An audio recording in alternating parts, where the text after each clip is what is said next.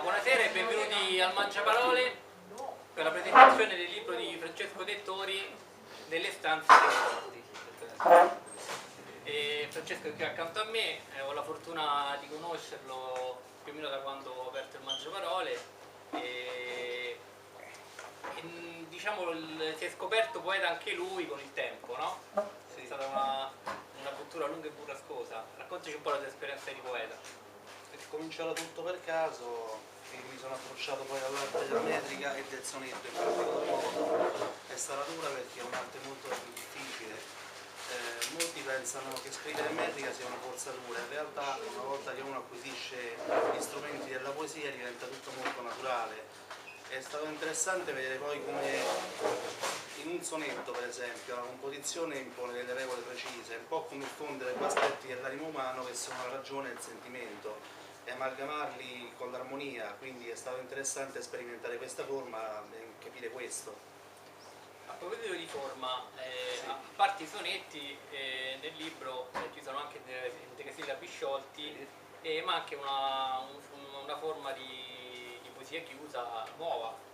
Ah sì, la terzina poliniana, dal nome dell'inventore Claudio Polena, un mio amico poeta e glottologo. Ha inventato una terzina molto particolare che impone 4 parole in rima ogni 3 versi, una rima al mezzo nel primo rigo, un po' complicato, ma comunque sì, è tosta, è tosta.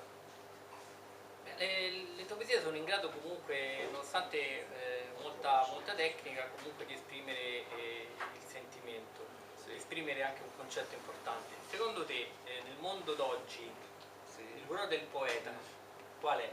Il ruolo del poeta può essere di vario genere, denuncia sociale, ma anche parlare di se stessi purché si entra in risonanza con gli altri. Leopardi parlava di se stesso, ma alla fine riusciva a entrare in risonanza col lettore e a parlare di concetti universali. Secondo me la poesia significa soprattutto trasmettere un messaggio, nel caso del mio libro un messaggio di speranza. Io ho creato un percorso che va da poesie negative e a dir poco pessimiste via via a poesie più positive per lanciare un messaggio appunto di speranza, perché se non c'è quella che cambiamo a fare? La baldracca. Vabbè, lo recito. Dunque è una baldracca molto particolare. Non immaginereste mai. Un po' di suspense, no? Vai. Ti spogli, maliziosa e seducente, per te nessuna toga ma una giacca. Apri la lampo e sotto non hai niente. Che meraviglia, o splendida baldracca! Sinuosa, bella dea, come un serpente, così contorta, d'indole bislacca.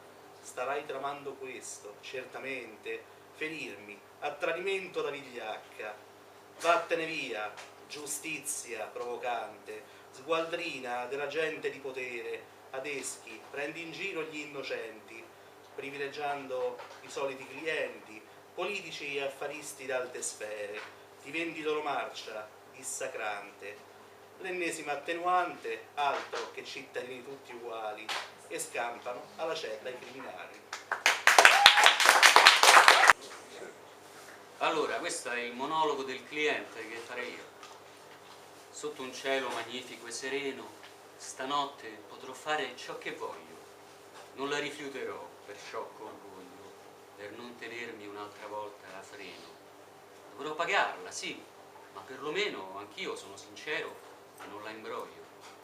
È stupenda, è fremendo che le spoglio a poco il delicato seno. L'ho fatto, ora mi sento in paradiso. Tenetevi i discorsi di morale, so bene che ho comprato il suo sorriso, ma a voi non spetta giudicarmi male. Guardatevi allo specchio, brava gente. Vi credete migliori di un cliente?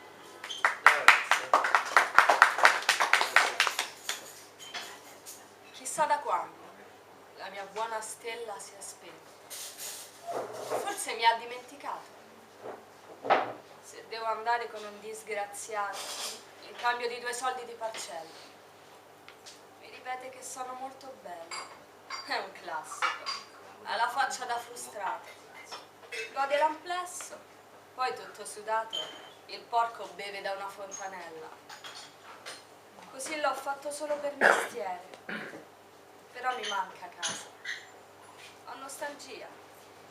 Vittima di una tratta, resto in via, sotto ricatto, a vendere piacere.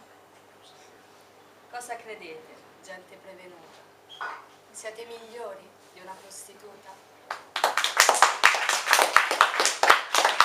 E chi, soprattutto quelli della mia generazione, non ha letto Prévert?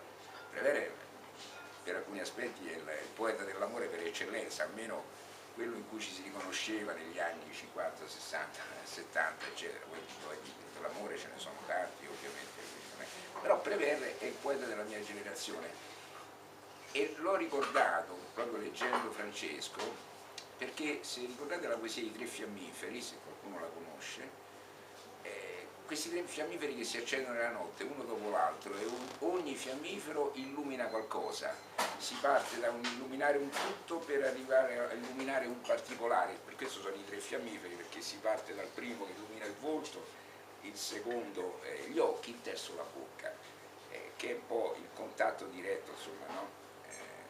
Dell'amore. Ecco, l'accensione di un fiammifero è lo scintillio della poesia, cioè ogni volta che si accende un fiammifero è un momento di luce. La poesia è questa, la poesia è cercare e creare un'emozione, cercare un'emozione, cercare la bellezza, e la bellezza la si può trovare nella giustizia baldracca, e la si può trovare in un fiore, la si può trovare in un ricordo d'amore, in un'immagine dell'infanzia, e la si può trovare anche all'interno di se stessi, magari nel momento del risentimento.